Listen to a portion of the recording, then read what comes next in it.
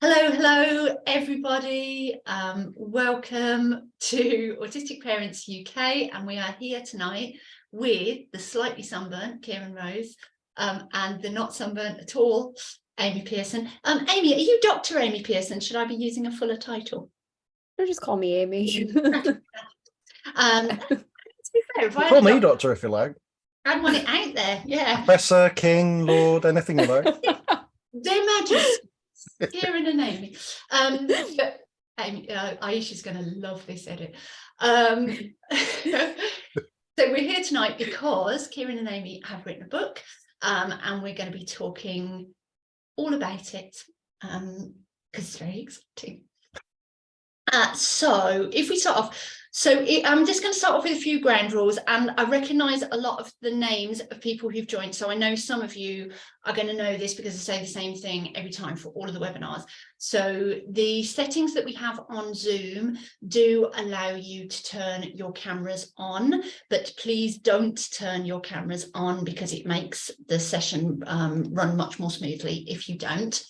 If you've got any questions as we go, which I'm sure there will be lots, there's quite a few people joining us, then please do pop it in the chat. I've got a couple of very glamorous assistants off camera and they'll collate them for me so I can pose them to Amy and Kieran as we go along. And other than that, I think that's probably everything. Equally, please don't turn your microphones on either. So let's get cracking. Do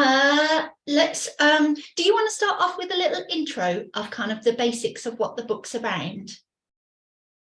Go on, Amy. Yes. Oh, thank you. Okay, then. Fully prepared. No pressure. Yeah.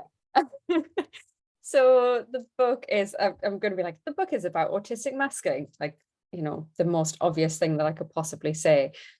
So the book is an extension of a conceptual paper that Kieran and I wrote 2 years ago now.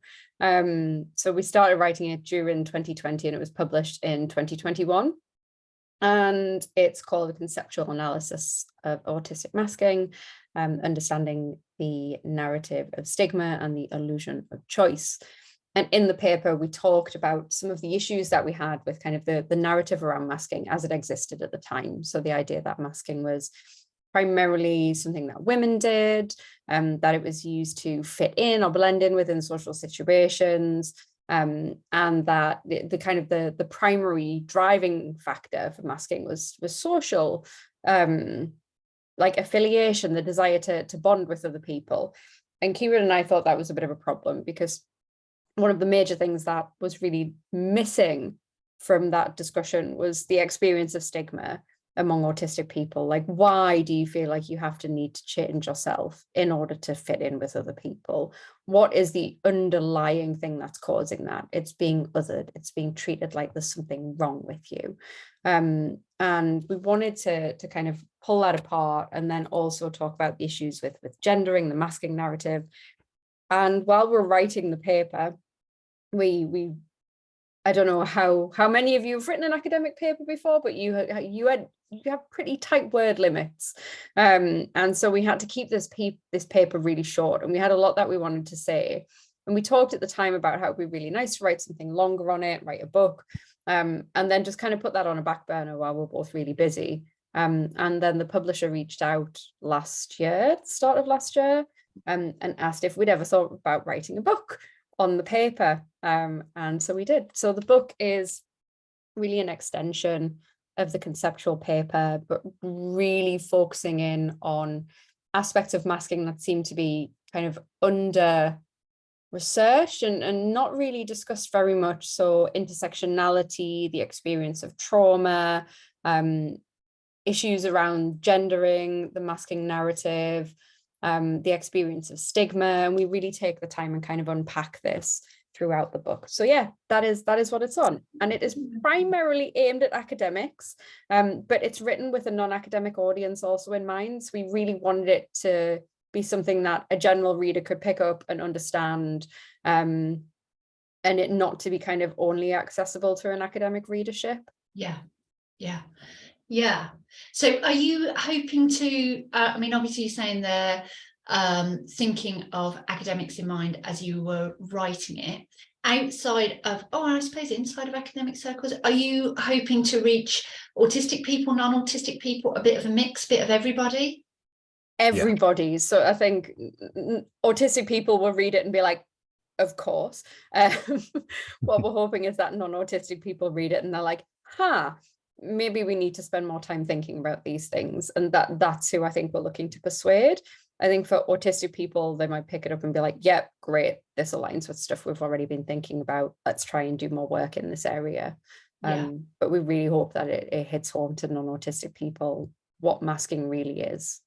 Yeah. And I think for lots that there's definitely a lot in there for autistic people in terms of, towards the end, we very much focus on what unmasking means, and kind of looking at things like privilege, a lot of the stuff that we've talked about in previous Q&As, Ruth. And really kind of unpicking that, because lots of autistic people unfortunately kind of fall into that narrative of, I have to unmask and this is what unmasking looks like, and all of that, and that then just creates other levels of masking. So so there's a lot there to kind of help people maybe contextualize their experience as well. Yes, I had a question about that actually, of what is, and I'll open it up to both of you, because I know again Kieran and I have touched upon it a little bit, but we can always expand a bit more, of what's your take on the numerous discussions and even pressures from within the autistic community to unmask. You want to go first or second? Yeah, you go. There is pressure. I think there really is pressure, and it's kind of it's a weirdly conforming narrative, isn't it, that someone self-identifies, or they receive a diagnosis of or whatever, and then they go through that phrase of kind of, I need to know what it is to be autistic, and that means stimming, that means doing this, that means doing that. So then trying to do those things, and sometimes that can be a little bit inauthentic. I mean, I have, when Amy and I were writing this section, I had people in my head that were like, I could look at them and they're like, oh my God, they're autistic, man. Or, they've literally become this caricature of what it means to be autistic. And there is a kind of lot of pressure for people to seek authenticity for themselves. But all of that is reliant on self-understanding and safety. And not everybody has the privilege of those things. And sometimes, and like all of us know, when we go on this journey of kind of figuring out that we're autistic, no matter how much there's always something new to figure out. There's always an aspect of yourself that you didn't know existed yesterday that you find out today existed. And that means a whole new level of self-exploration. That could be co-occurring conditions. That could just be like light bulb moments about your experiences. So we never know enough about ourselves. And that's a journey that's going to go on forever. So this lack of understanding of ourselves is really playing into that kind of, it's another role to play in a way. And it is very much contextualized around safety, and not all of us have the privilege to be able to firstly explore ourselves to any depth, but secondly, even if we do, what changes can we make when there are so many factors that are out of our control? Absolutely. And as you say, it's some of it's about changing the societal messages, isn't it, rather than because otherwise we get into that, the phrase that's coming to mind is victim blaming, and that's not quite what I mean, but it's putting the pressure on the individual to make all of the change, and that's not fair. And actually, in a lot of circumstances, as you're saying there, Kieran, it's not safe. It isn't actually safe for us to live our whole authentic lives all of the time. And I know you mentioned intersectionality there, Amy, and that plays a lot into safety, doesn't it? Exactly. Yeah. Like one of the things we talk about later on in the book is that, I mean, for us, there's no unmasking without it being safe for everyone to unmask. And that means things like racism and transphobia and homophobia and all of those things being dealt with as well, because you can't just like remove the autism stigma and then somehow it's safe for everyone to authentically be themselves. You've got to make it safe for people, for like all of the aspects of their identity, for that to shine through. And so I think that's something else that we don't really think enough about, at least in white autistic communities in particular. Like when we talk about unmasking, it's this idea that, we can just kind of like, dig a little deeper, find out more about ourselves, and then suddenly we're authentic and it's safe and that's fine. And it's I think a very superficial way of approaching it, and in a way that doesn't really take into account safety for other people. No, that's it. And even the most privileged, privileged people within the autistic community can absolutely put themselves in unsafe situations by unmasking around the wrong people or in the wrong situation. And add intersectionality in that, and you'll get more and more dangerous situations, aren't you? I think on that note, on superficiality as well, that again, this brings us back to the current masking narrative, which is a very superficial narrative. It's all around social behaviors and social motivations. And, you can't unmask your trauma. The trauma that's caused changes to you over the course of your lifespan, however long you've been doing this for. There are things there that are fixed within you, then they're not going to change, or they're things that you have to learn to accept and move around and maneuver around and figure out. And it's a very polytropic way of looking at it, where we sit on the surface and we skim over the top of things and we don't look at things deeply enough. And that's effectively why Amy and I wrote the paper and wrote the book as well, because this whole narrative has been so superficial. And then what's leaked out into it's kind of almost become academia has taken a narrative away from autistic people and has made it something that then autistic people have lent into, which is a really unfortunate thing, because there's so much more that needs to be explored here and so much understanding that needs to be broadened. Oh, hang on. Beth, could you just have a look as to whose microphone's turned on there? I think I just caught them. There's comments come in as well. Ellie said, I remember before your paper, most studies I read depicted masking as positive and pro-social. It was and still is seen as reflecting biological characteristics of the female autism phenotype, aka we mask because of ovaries and estrogen. Big eye roll. I think that's kind of what you're saying there, isn't it, Kieran, that there are certainly multiple papers out there that are saying, isn't it clever how autistic women have learned to fake not being autistic and can hide it from everybody? Isn't that a wonderful superpower? Sneaky autism. Yeah, literally, like where have these autistic women and girls been? Well, they've been hiding from us. And again, it is putting the blame on the individual, isn't it? It's shifting it away from we should have noticed to, well, we couldn't have noticed because they were hiding it from us with their big thick mask, and we would have noticed if they'd just been more obvious. And those foolish women chose not to. And I'm using women in the context that it's referred to in the papers, which tends to be biological sex rather than gender. Absolutely. Let's come on to so actually one of the questions that are coming was, do you feel the academic world is moving towards a better understanding of autistic masking? I mean, I do think it is. It's such an emerging area. Like, if we think about how long it's been since the kind of the main papers in this area started to emerge, it was only a few years ago, like 5 years, maybe 6 years. 2014, 15, something like that. 2016 was Sarah Bargila's paper. Yes, it was. And Laura's was 2017. So it's not that long at all. So I think that things are changing, and we're certainly seeing more researchers talking about stigma. And I really love the work on like transactional impression management and the attempt to integrate like a sociological approach. Like, I think that's fantastic. But I think it's moving in the right direction. But as with all things in autism research, there are always going to be studies and papers and things coming out that I think have a problematic narrative. Particularly because this is an emerging area. It's something that a lot of people will grab onto as like, oh, well, this is current, and I can get funding to look at this, and I can make a name for myself in this area.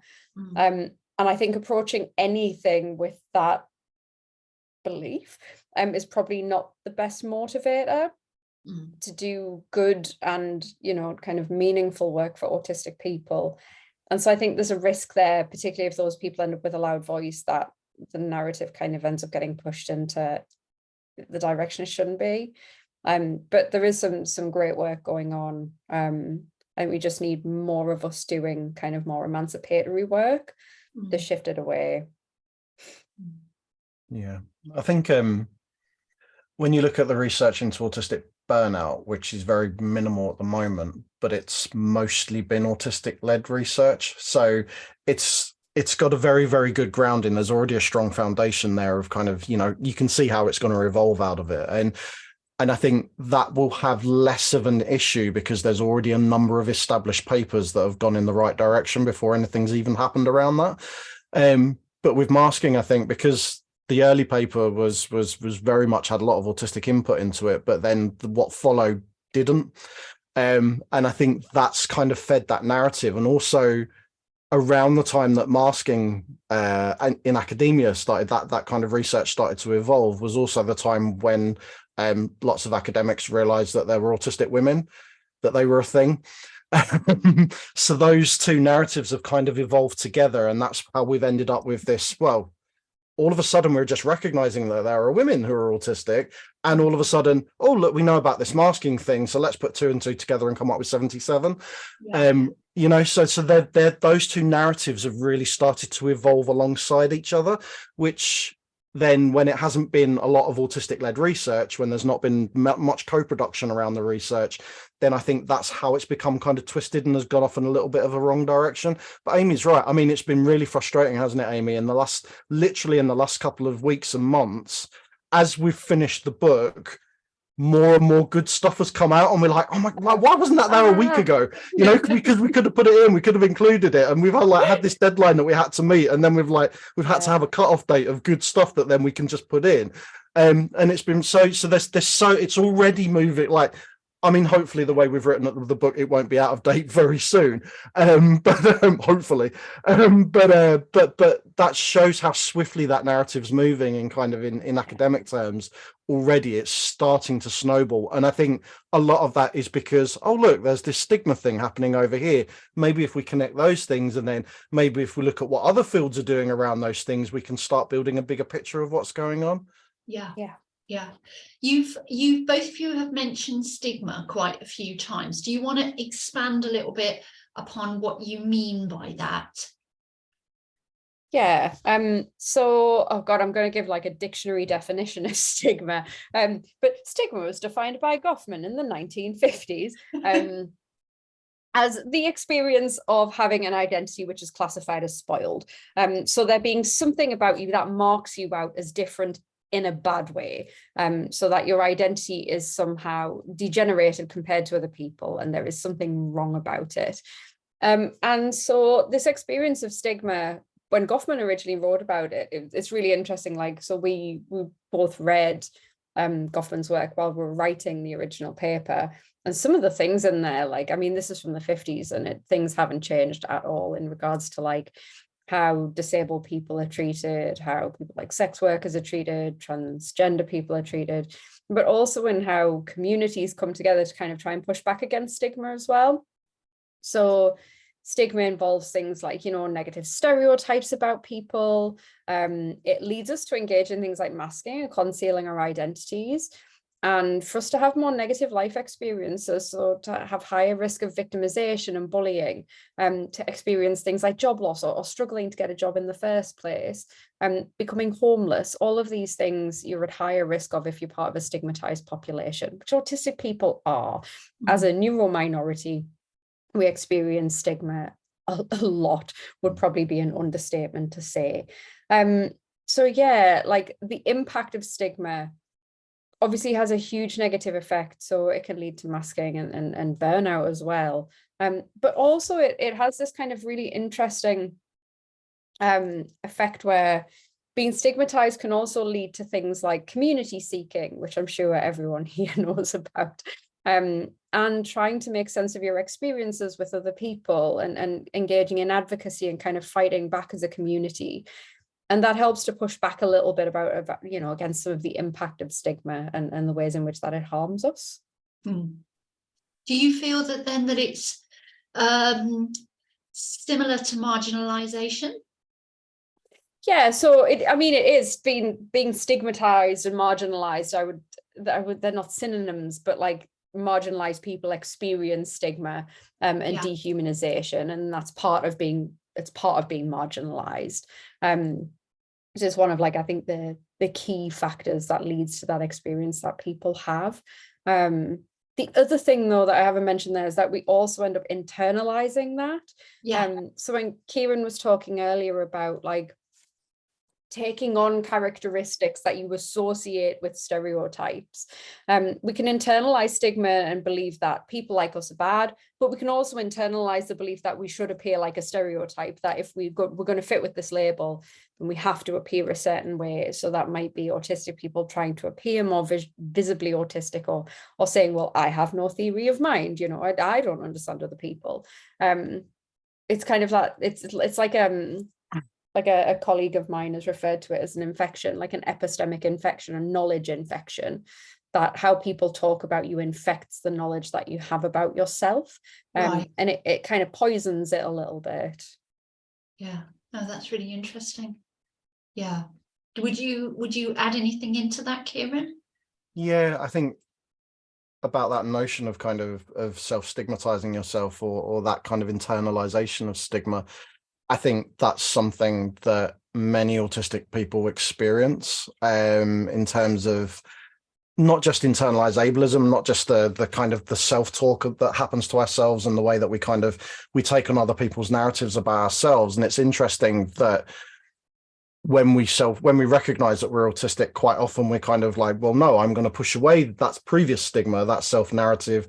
I'm going to learn to kind of figure out this internalized ableism, and then in doing so can actually take on a whole new level of it. It's and completely do that unwittingly, and it's almost like you empty yourself of one thing and then it fills up with another. And lots of this is what that kind of does, what that self-stigma kind of does as well, is maybe push us down superficial narratives about ourselves, and can actually shy us away from understanding ourselves in a meaningful way.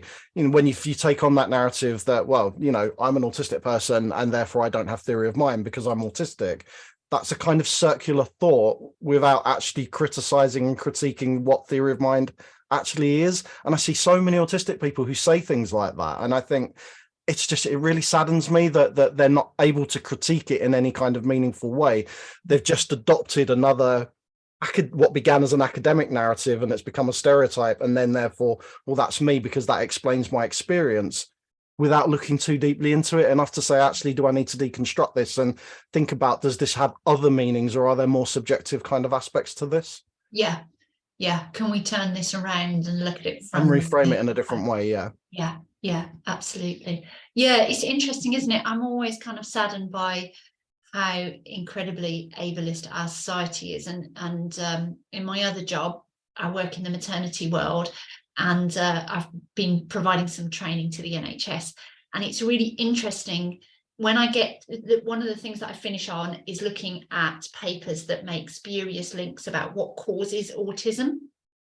And so when I get to the crux of A, most of it is nonsense, but B, is it, you know, okay, so you have an autistic child, okay, what, and I can see for some of them that light turn on of like, oh, I'd never considered that it was okay.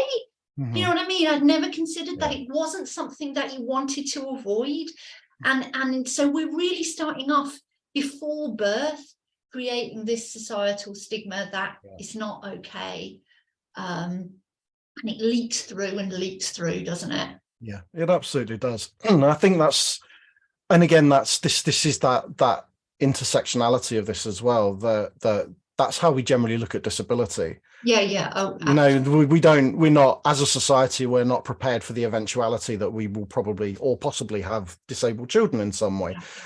No one's ever prepared for that, because we're too busy creating this fantasy world where our children are going to be princes and princesses and or lawyers or politicians or whatever, you know. So it's depending on kind of what narrative people play into. So it's just, we don't, this is where the kind of societal shift needs to come, in terms of we need to normalize this stuff. Yeah. And we need to recognize that actually that yes, while there's disability, there's difference, and the difference is underpinning the disability. And actually, if we make shifts around that and we reframe those things and we prepare ourselves for those things are going to be a lot easier on us. Yeah, absolutely. Yeah. Our whole society is set up to be very unfriendly to disabled people, despite the fact that we nearly, I mean, even if you are born able-bodied, part of the predominant neurotype, etc., you almost definitely age into disability. Very few people manage to avoid it at any point throughout their whole lifetime. We've got some questions come in through the chat. Does lateral ableism promote autistic masking too? Yeah, so I've started to answer this in the chat, because we do talk about this a little bit in the book. So in the stigma chapter, when we talk about internalized ableism, one of the things that we focus on alongside that, so we talk about people who have kind of internalized negative beliefs, people who take on stereotypes, and then also people, and here I think we're particularly focused on, and I'm thinking of a very particular person who I won't name, but people who write articles about late diagnosed people, particularly late diagnosed women, and kind of invalidate that, saying, well, you know, these people, they can't really be autistic because they don't have the same characteristics as me. They haven't struggled in the same ways that I have.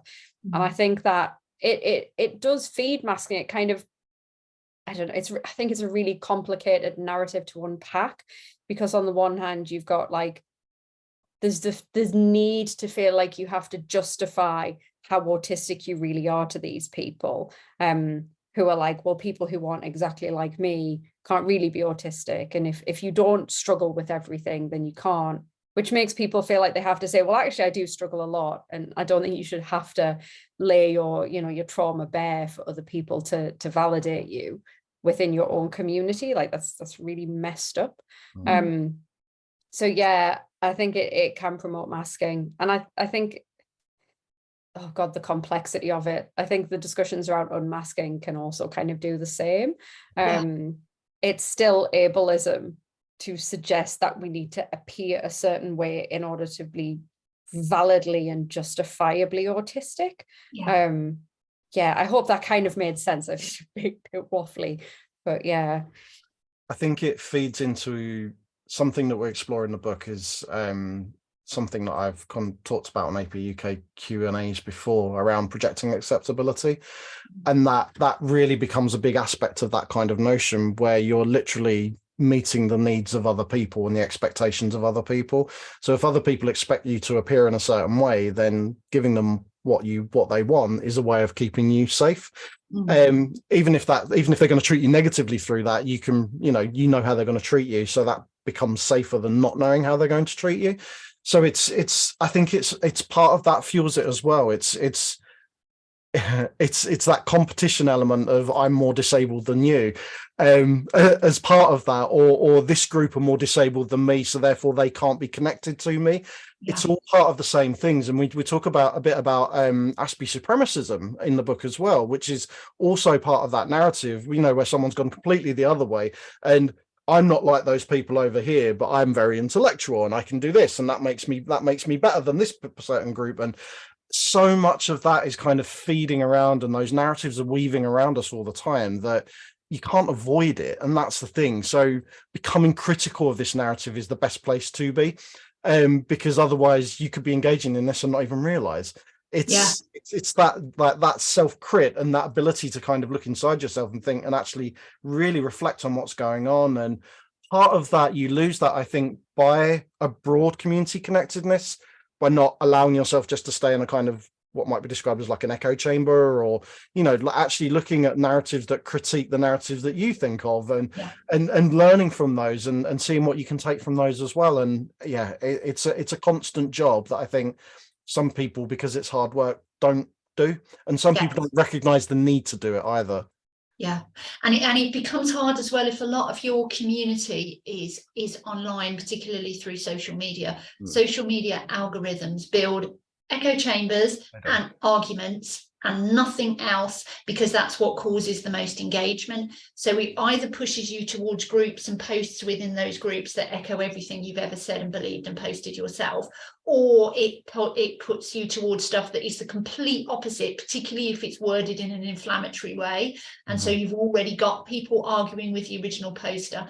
That's what social media shows you, because it's a money-making machine, and what they want is engagement, and they don't want that curiosity and critical thinking. They don't want you to read something and sit back and digest it and have a think over a couple of days, and then come back and go, hey, I've thought about this. Were you meaning like that? That's really that's not what social media is about. And I've seen some of the, sorry, the chat's moving really quickly, so I can't keep track of most of the chat. I have to keep coming over to the questions over here. But I've seen some of the chat about seeking community, seeking online community. And obviously that's some of what Autistic Parents UK is about, is finding community. But yeah, it can be, we've found it, you know, that it's that allowing people to disagree with each other without it becoming a social media thing, without it becoming like a dog pile, because that's not healthy for anybody. No.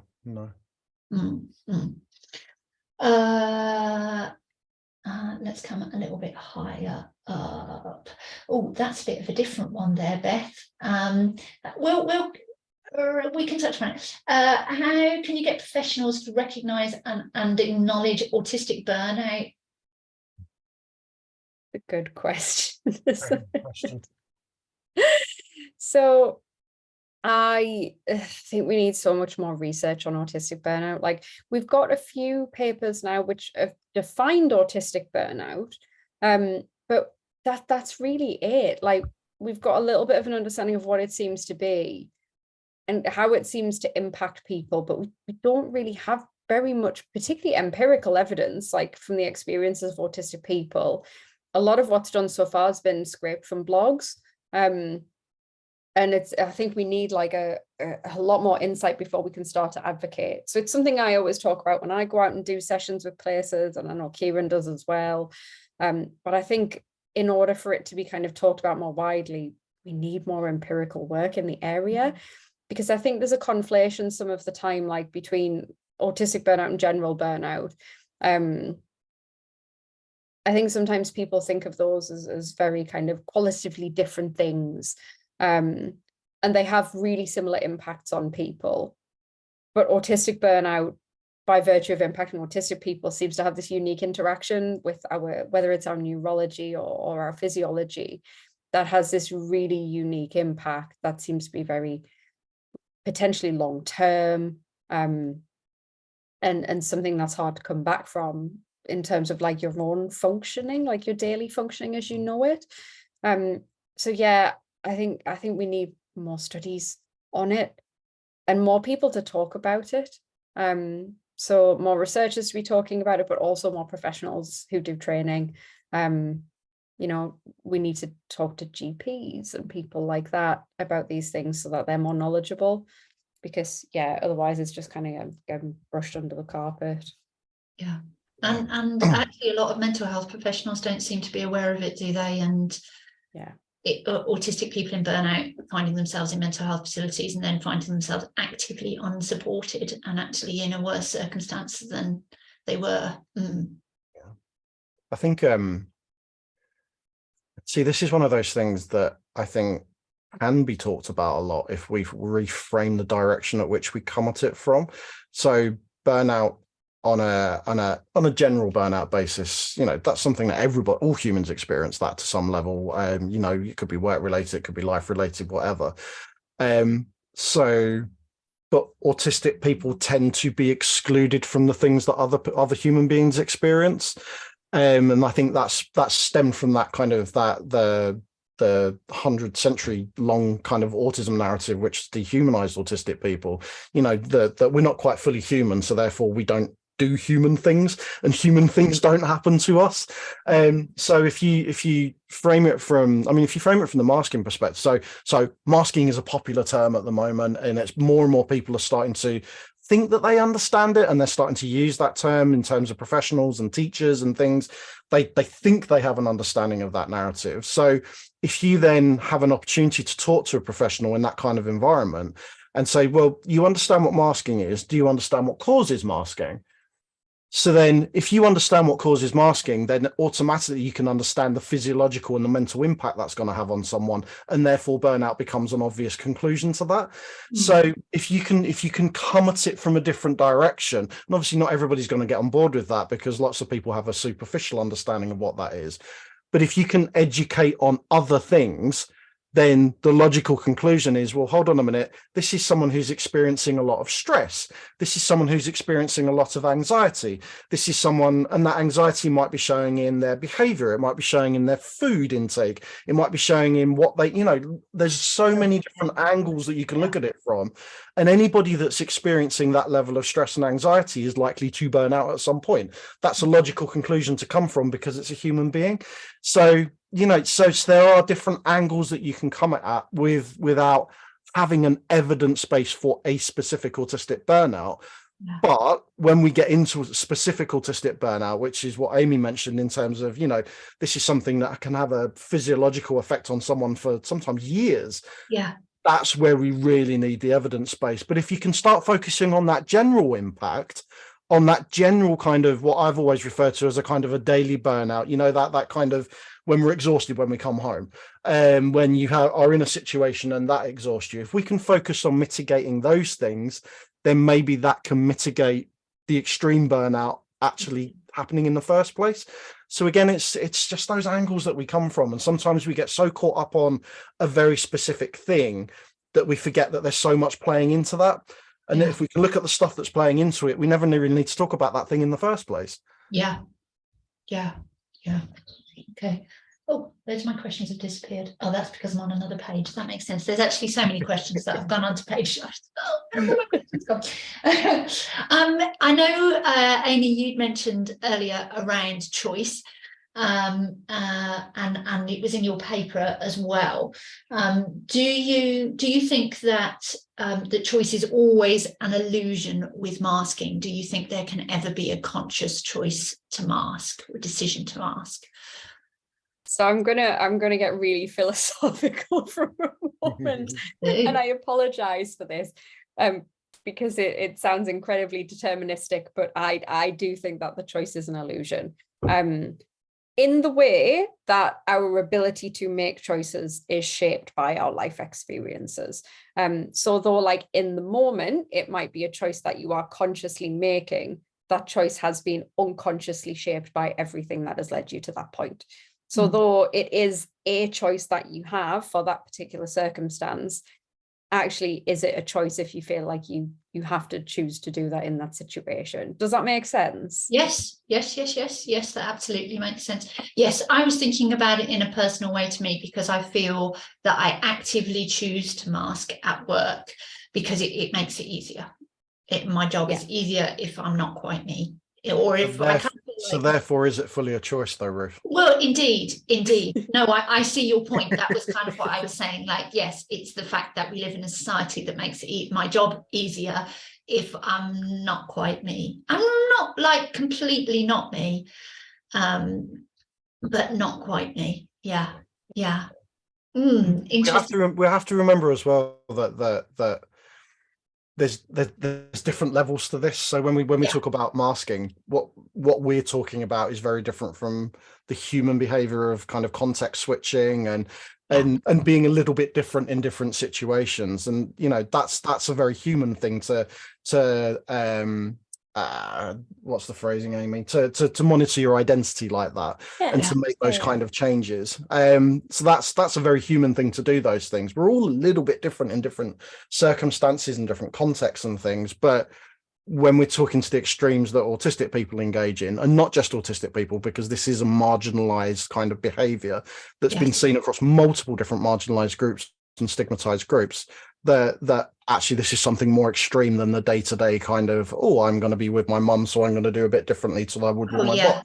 So that's kind of, all of this is this is a real human thing, to try and box things, isn't it, and try and constrain things, and actually all these things kind of bleed into each other. They all overlap, they're all intersectional with each other, and it's so even the extreme kind of masking that we're talking about is still a human behavior, but it's a human behavior because someone's been subjected to certain stresses over a long period of time. And it's just I guess it's, again, this is one of those things, like everything, where we can skim along the surface of it, but actually what we need to do is stop and look into it deeply.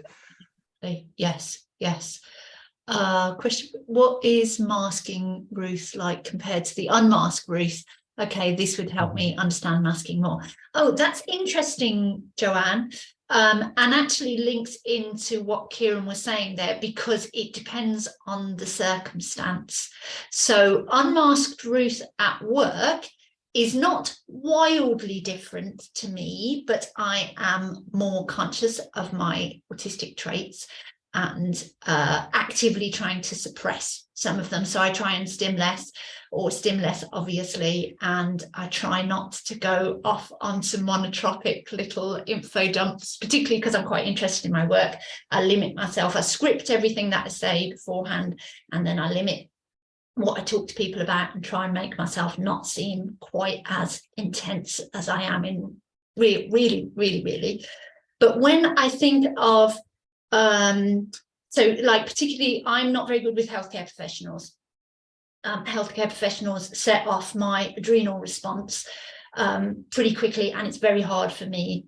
It's very rare for me to meet a healthcare professional who doesn't just set off my adrenal response, and I go straight into fawn, and I've got a great big fawn mask, and I'm quite different than how I am normally, and I agree loads, and I make myself much smaller. I find it very hard to question people or to disagree with them. I can't speak clearly and explain myself well, and I always leave feeling thoroughly unsatisfied about whatever the problem was in the first place, which is why I almost never see them. So yeah, kind of linking into what Kieran was saying there are kind of degrees and gradients, and I can feel the difference between me saying, now I'm going to meet a whole load of new people and I have to convince them that I'm a normal person that they can take seriously because I know what I'm talking about. And now I have to meet somebody that actually is just going to set off my fear response, and I have to try and get my needs met, but I'm probably not going to be able to. And it's different levels of masking. Does that make sense? Yeah. And what's also important to recognize here is that that's the stuff that you recognize within yourself. Yeah. That there will be so much stuff that developmentally, behaviors you've modified, changed, adapted to, because of what's gone on around you, because of those external kind of influences and things that have stigmatized you or encouraged you in certain ways, or whatever, that you don't know you're doing.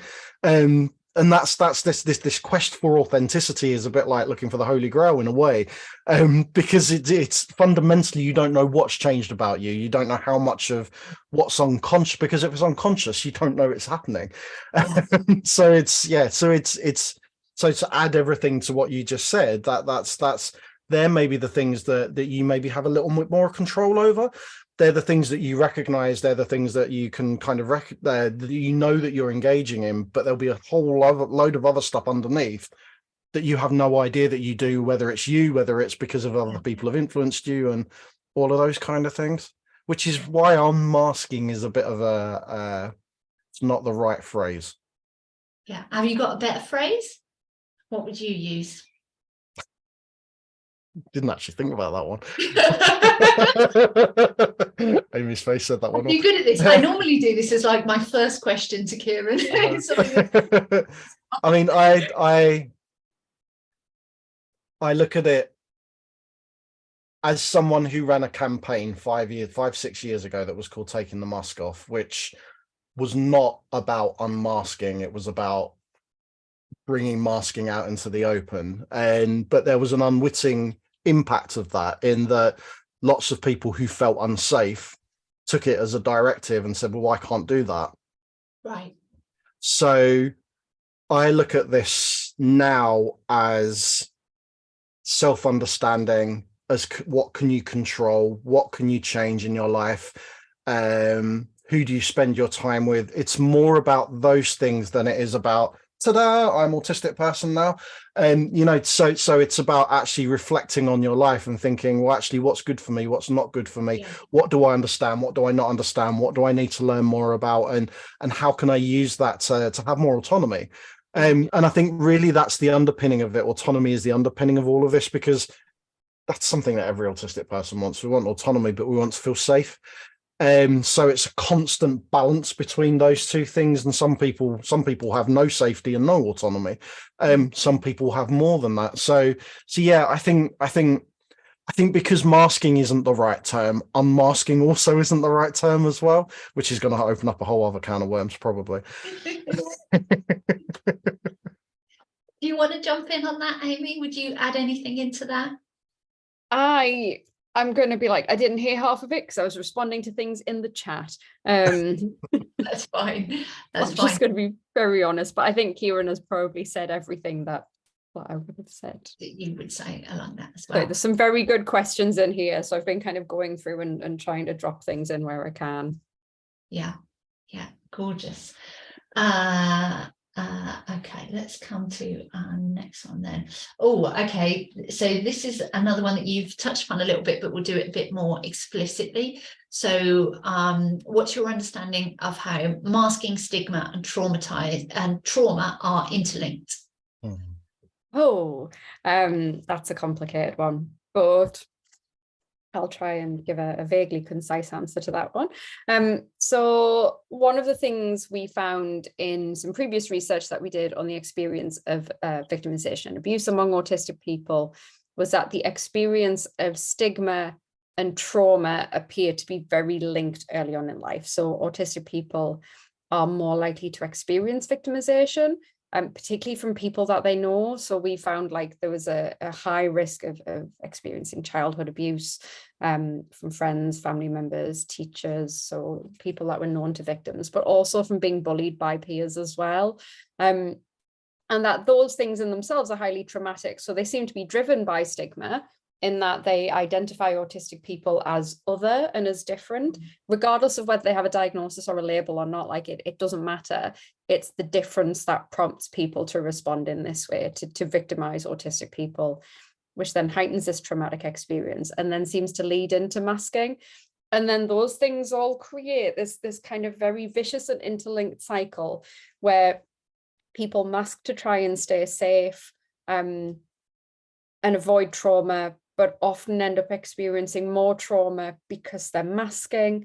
And stigma is kind of like the big old crucible that all of that sits within. That's underpinning everything. So yeah, like it gives me a chance to pick up on quite a few people have asked about fawning and masking in the chat. And one of the things that we've overwhelmingly found in the research is that autistic people fawn as a particular aspect of masking and tend to be more compliant some of the time. A lot of the time that compliance is safety driven. So people do things that other people want them to do because they want to stay safe, but that inadvertently puts them into situations that really are not safe at all. And that for a lot of people, it is a trauma response. I think you've said that in the chat there. And it's something that it does just create this really catch-22 situation. And it's similar with burnout as well. So we found that autistic people who'd experienced victimization and which had led to masking also tended to experience autistic burnout. And it created this really vicious cycle where people effectively couldn't mask because they didn't have the energy anymore. And then that made them feel like they were at higher risk of victimization, which had led to this kind of masking and burnout in the first place. because they felt like they couldn't mask, so they couldn't keep themselves safe. And it was just like this really complex bi-directional relationship. And I think it really highlights the importance of having to change society, which arguably is the hardest thing ever. But that, like, we can't just kind of be like, well, intervene with individual people and try and provide them support and make things better. We really need to change everything else, because it's all of the outside stuff that's causing this. It's, you know, it's not individual people, it's a relational problem. That reminded me of, I think it was a meme that I saw, probably, that in autistic groups or something like, why do we bother with the assessment process? We should just put people in a room with 6-year-olds, because 6-year-olds all know. And it's that stigma thing, isn't it, that it's just, you're different, there's something going on there, and they can see it early on. Yeah, absolutely. On that the fawning point as well, so something we explore in the book is an idea that I thought up a long time ago, and Amy's really kind of given the groundwork to kind of framing it out, which is what I've always called projecting acceptability.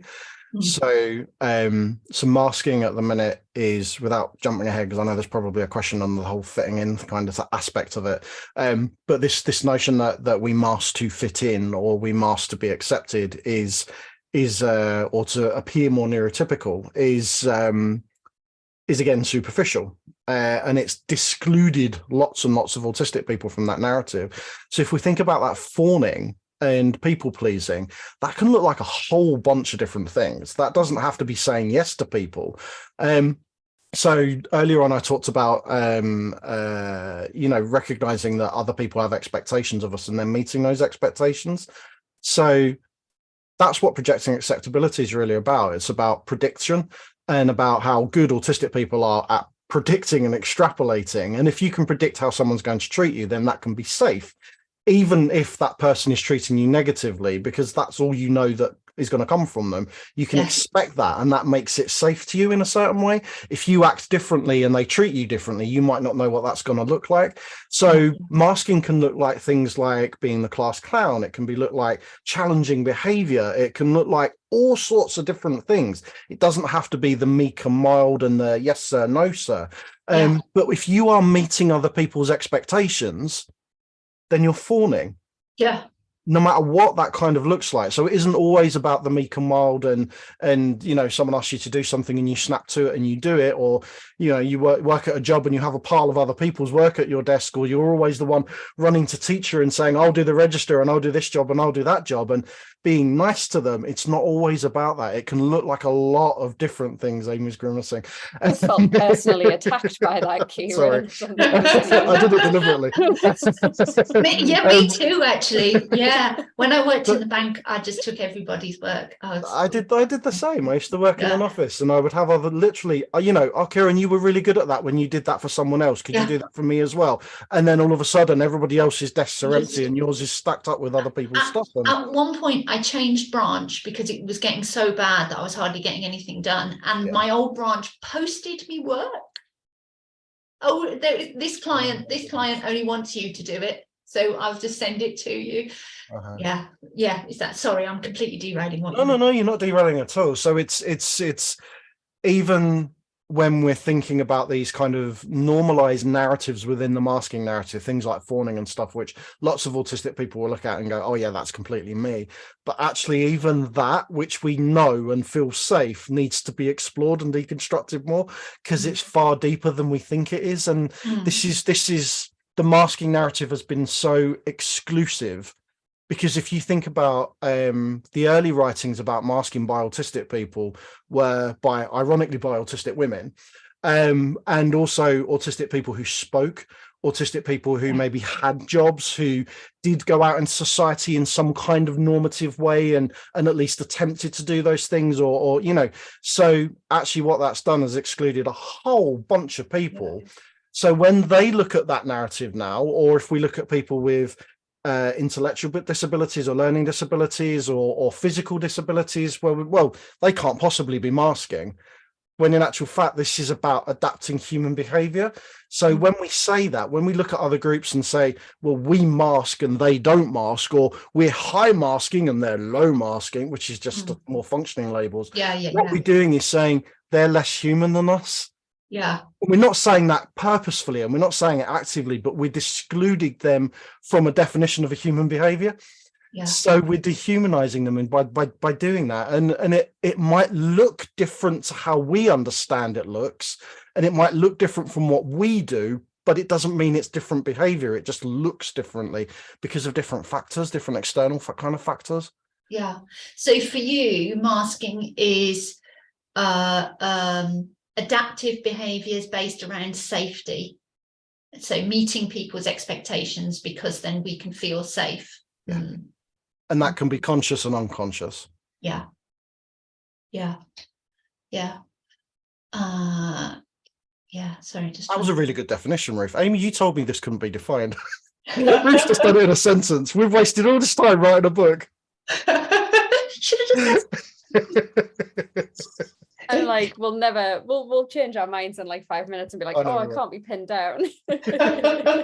Yeah, this links into what we were just saying there. Do you think that a large gap between IQ and socialization skills of adaptive functioning may be significant when we consider mental health difficulties among autistic females? That's coming from Emily Lloyd.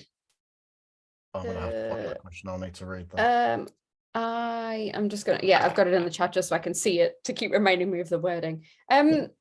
Oh, that's a hard question. I am gonna say no, because I think we see huge mental health issues among people with learning disabilities as well. And they typically get just like brushed off as being something that are there because someone has a learning disability instead of being related to other aspects of life. So yeah, I don't think that's the case. I think the awareness that you are different to other people, and having been socialized to want to be around other people can create distress. I don't think it's incorrect to say that at all. I just wouldn't relate it to IQ, because I think IQ is problematic in many ways. It doesn't really I don't think it really is often a very meaningful measure of, what even is intelligence. But I do think that being socialized in a particular way, and being expected to be adaptive and being stigmatized at the same time is incredibly distressing for people. And I think for autistic women, this is something that we have not got enough time to unpack, but like one of the things that so before I found out that I was autistic, before I realized that I was autistic, I remember a few years ago saying to a friend of mine, I was single for a short time, and I remember saying, I wish that I was more attractive so that my weirdness would be acceptable, or that I was less aware of the fact that I was weird, because being aware of it is really not great. And just kind of laughing it off. And I think a lot of people do have that experience of being very hyper aware of the fact that they maybe don't meet people's expectations, and that you can get by through how quirky people think you are. But at the same time, you still experience stigma, and that is incredibly unpleasant for many of us. And because women tend to be seen as less threatening in many ways, tend to be judged more on our appearances, then there can be like this kind of discrepancy where I guess people do think you're weird, but if they think you're less threatening and kind of marginally, vaguely attractive, that there's also kind of, you're not completely socially excluded. I don't know whether that's making any sense. It's really complicated to try and like explain, but effectively, I think there are things that autistic women experience that you get a pass in some ways and you don't in others, which actually makes things just more confusing. And that I think can lead to heightened anxiety, but I don't think it's necessarily got anything to do with IQ. No. I think a lot of that also comes from kind of, it's patriarchal driven, in terms of the expectations that are put on women, and then the expectations that women put on themselves. And I mean, there's a line that we used in the paper and kind of paraphrased in the book around, you know, there's not different autisms, it's that different autistic people experience different prejudices. Yeah. And for autistic people who are assigned female at birth and appear in a kind of feminine kind of way, to use that kind of terminology, there are different levels of prejudice that they experience simply because of the fact of how they appear, or the expectations that are put on them because they have certain genitals. It's all stigma driven, but most of that comes from kind of patriarchal driven kind of structures and hierarchies. And yeah, I don't see a connection between IQ, because I find, like Amy, IQ is an immensely problematic term and really holds no meaning or value for anything, I don't think. No, but we won't go into it here just because it would take ages. But Emily, it's worth looking up the history of IQ, of what it was invented to measure, and then kind of who it includes and who it excludes. And it is vastly problematic. It is, and it doesn't measure anything significant. It does, yeah, you're right. And it without going into it, because I'm holding myself back here. I know, we're all like, Ruth and I are very invested in kind of the education system and very critical of the education system. And IQ is a measure of your academic skills, really, ultimately, and which is again problematic.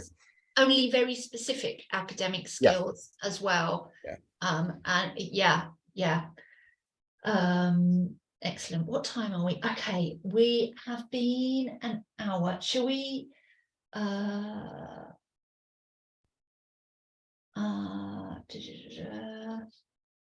that's nice. I'm sorry, I'm now taking longer just thinking about what to do next. Shall we try and squeeze in one more question and then we'll finish up? I know that there is actually loads of questions, but I also know that we were aiming to have this as, let's call it an autistic hour, like not a real hour measured by the clock, but an hour-ish. I think that gives us the opportunity also to go, though, like cheekily, if you want to hear a lot more about this, you can read the book. Well, this is it. We don't want, yeah. Is there a book? Got a million on the front. Should we do what's Helen's? Have you explored? Oh, okay. Oh no, that was answered in the chat. Okay. Let's come to Rachel Douglas's then. So should we be allowed to feel normal for not wishing to socialize, especially being female? Yeah. Like, that's a very easy question to answer. You should be allowed to feel normal for doing like anything that you want to do that doesn't non-consensually harm another person. Anything that you want to spend your time doing that isn't harmful to someone else, and ideally to you, go for it. Like, this is one of the things I love about weird pride and like neuroqueering, is just the idea that people should be allowed to do what they want. The book will not be available on audiobook at the moment, so the publisher doesn't do audiobooks, but Kieran and I are still trying to push for something that is audio, because we know it will be useful. Kieran, I've come up with an argument for this as well that I think we can have with the publisher. I was thinking about it yesterday in the shower. Fantastic. So I think I have a point that we can raise with them to be like, this is the reason you should do it. Because it's ableist not to. But effectively, yes. Yeah, effectively. It's because they're an academic press, and I don't think they were quite prepared for the level of interest, because they're used to kind of selling a book into a university library that sells at a higher rate. And obviously my network is well beyond academia, and Amy's is becoming well beyond academia as well. And it's but we have a responsibility outside of academia, and that's something I've always preached, that you know, what's the point of preaching to one audience? We need to preach to all. And that allows everybody else to kind of come in and have a much bigger discussion, and that's more useful than just having all these vacuums that things exist within and stuff. Yeah, it speeds things up as well, because if you are only publishing within academic circles, now I only know this from the maternity world, so I don't know if it's true through kind of neurodivergent issues. But through the maternity world, if a paper is published, it normally takes about 15 years before there's any actual change in practice.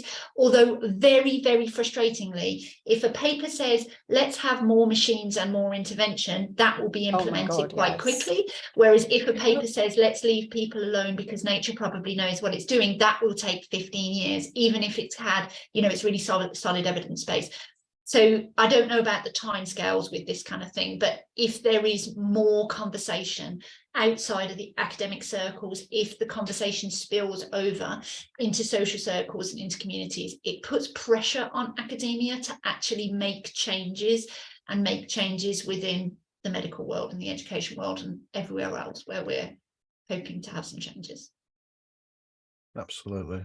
So, yeah. Just to people asking about the audiobook, just to add that if it comes to it, Amy and I will sit and read it and record it somehow and just secretly send it to people so that they've got an audio version of it somehow. We will make it. What I think we can suggest to the publisher is that we will record it and give it to them and they can do what they want with it. But I think that would maybe lighten some of their load in terms of not having the facilities.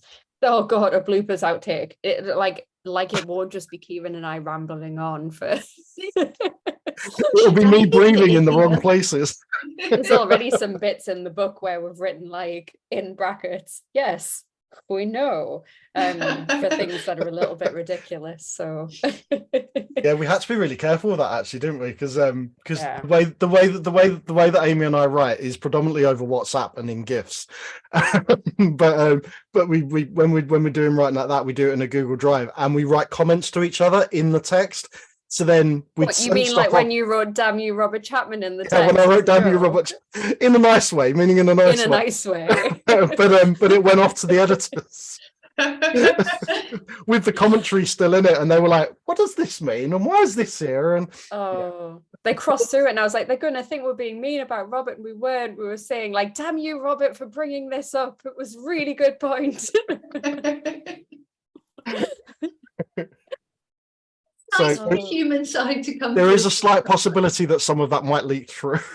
I hope not. I did find two things that said "ref" in brackets the other day in the final version. I was like, get rid of them. It's fine. See, I do that with my writing, which is left over from university. When I was at university, I would write a whole essay and then I just put reference, and then I just find people that agreed with me and just literally just Google who agreed at this point. Here we go, there's my citation. Yeah, that didn't happen with 100,000 words, did it, Amy? That definitely wasn't the approach that I still used with writing the book. I left all the citations pretty much until the end, and then it took me 4 days of sitting with Lateral, and I hated myself. I hated me, I hated past me. Everything I'd ever done, every decision I'd taken up until that point was a mistake. See, what I find is I read stuff and I go, oh, that's amazing. And I'll remember the point, and I might remember one thing about either the paper or the person or wherever I got it from. I might remember their name, which I'll be super proud of myself. I might remember the year, and I might remember the thing that I read it in, but I will never remember all three. So I'll kind of go, I know that I've read this and it was a really good point, and it was probably this person, or it was probably in this time period.